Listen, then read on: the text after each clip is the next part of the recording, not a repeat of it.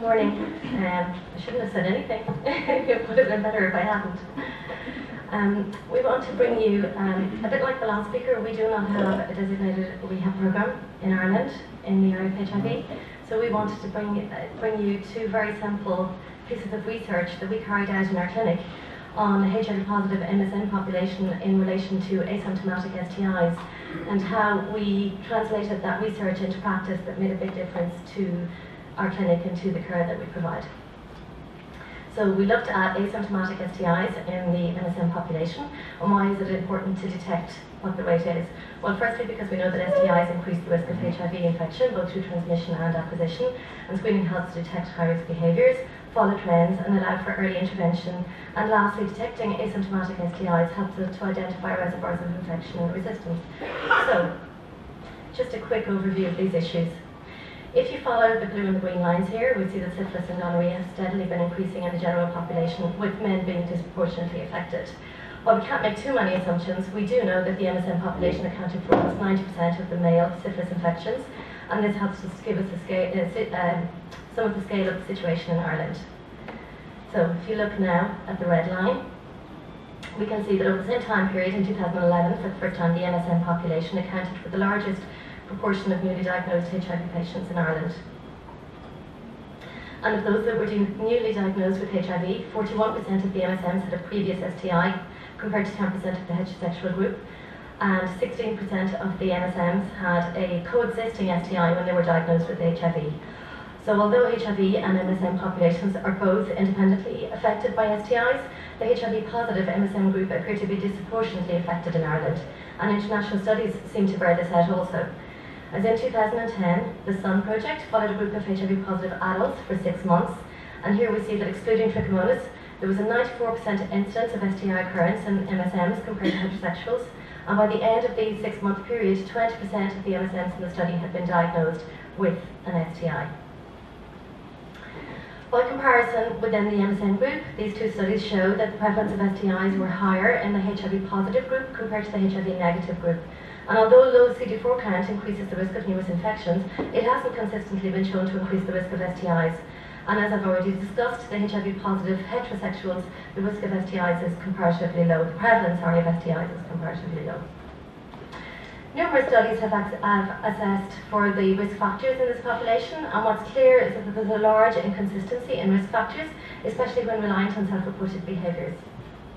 And in 2009, this study showed that when we use this as a criteria for screening, there's an unacceptably low proportion of undetected asymptomatic anorectal STIs. So with this in mind, we did 2 small studies, and the first one was the aim was to assess the prevalence, assess the risk factors, and to implement improved screening to allow for early intervention. Our first study then, 50 asymptomatic HIV-positive MSMs who presented to our clinic for routine HIV follow-up were given a full sexual health screen irrespective of sexual history or the date of the last screen, and we collected pharyngeal, urine and rectal specimens and tested for gonorrhea and chlamydia. So of those patients, the average age was 38, 66% of the patients were Irish, and the average number of sexual partners in preceding 12 months was 8. And then, of the 50 patients who were screened, 8 patients tested positive for an STI, with 10 STIs between them. So within the group, 87.5% of the previous STI in the positive group compared to 81% in the negative group. And condom usage then, when we looked at condom usage in these patients, when we took the whole group together, by subject reporting themselves, 10% had reported abstinence, 40% stated that they always use condoms, 42% were inconsistent, and 5% reported never using condoms. 78% of the patients were on ART, and of those, 97% were virally suppressed.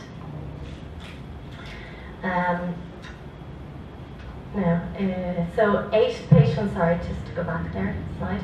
8 patients tested positive for an STI, and 2 of those were not an ART, and 2 had concurrent STIs. The 2 that were not virally suppressed tested positive for rectal infections, a site at which commensal pathogens are not usually found. These infections could be indicative of high-risk behaviours in these patients. So then the low number of sexual partners was associated with the negative STI screen, as the 0 to 1 group did not have any infections. However, this wasn't statistically significant because of the low numbers in our study.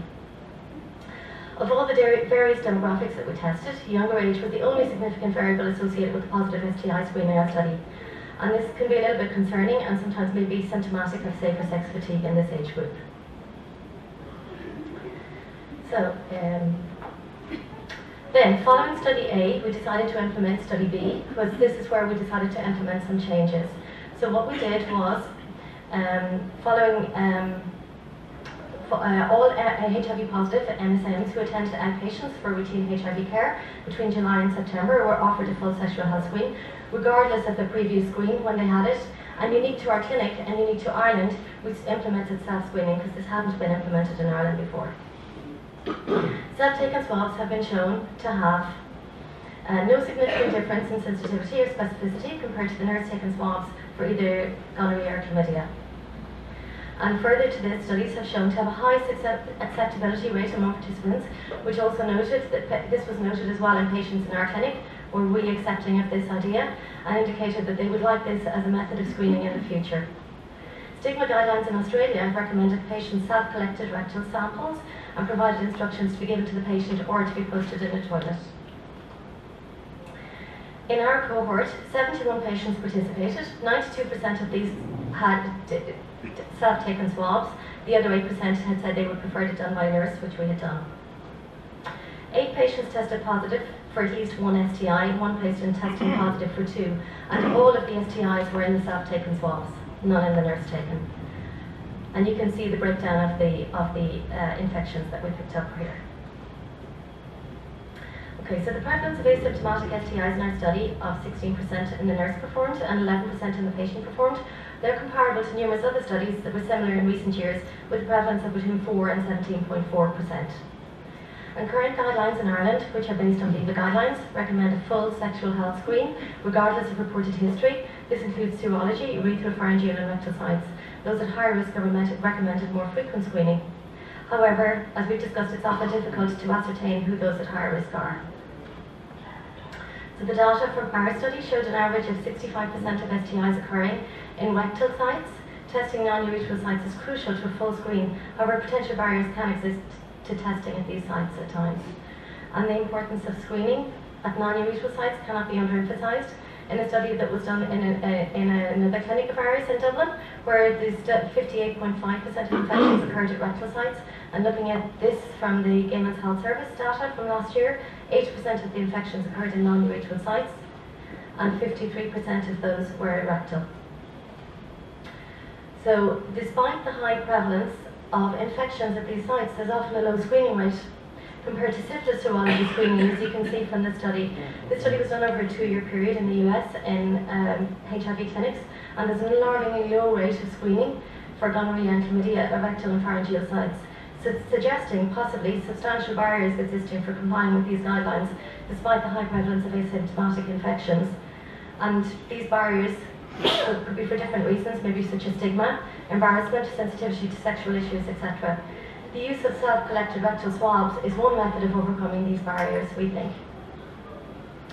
And self-swabbing is forming a much more growing practice of self-health care, which is supported by advancing technology and has an increased acceptance in the general population as standard care, particularly in younger generations, and a demographic that has been shown to be at risk in our population. And self-screening certainly has had a huge acceptability rate in our clinic. The limitations of our study then were a smaller sample, reliance on self-reporting behaviours, unknown reasons for those who did decline the STI screen, and unknown rate of STIs in those who did decline our screen. And then the high prevalence of asymptomatic STIs is concerning in MSMs. Young people tend to be more affected. Non-urethral infections really need to be picked up and addressed. Self-screening has been a huge, can help to reduce the barrier enormously in this area. And it's had a huge impact in our clinic. We haven't just introduced it in our HIV clinic, we've also introduced it in our STI clinics, and sometimes can have maybe 20 to 30 extra STIs done in one clinic alone because of the self-screening. I would like to acknowledge the patients who took part in our study I think we're very lucky in Ireland, and it's very different from Canada in that we don't give any gratuities to our patients, and our ethics committees don't allow us to. And Kelly is testament to the fact that our patients are really, they're absolutely amazing, and they really, really want to take part in our studies and help us out with our studies, because they know that because other people did it, that's where we are with our research today for them. So thank you very much.